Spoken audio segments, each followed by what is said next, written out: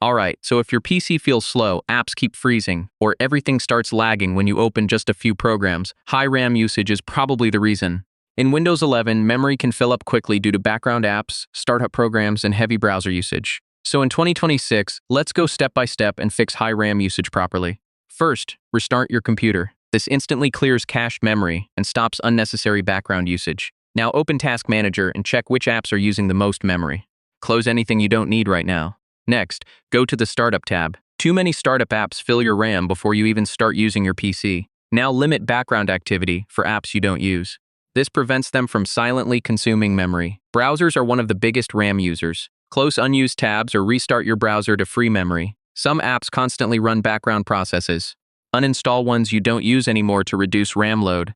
If your RAM is still full, Windows uses virtual memory from your storage. Adjusting it can help stabilize performance. High RAM usage can also come from viruses or hidden malware. Run a full security scan to make sure your system is clean. Turn off animations and visual effects. This reduces unnecessary memory usage and improves speed. Finally, restart your PC again. This clears remaining cached memory and applies all changes. So yeah, that's how to fix high RAM usage in Windows in 2026. A few smart optimizations, and your PC feels faster, lighter, and more responsive again.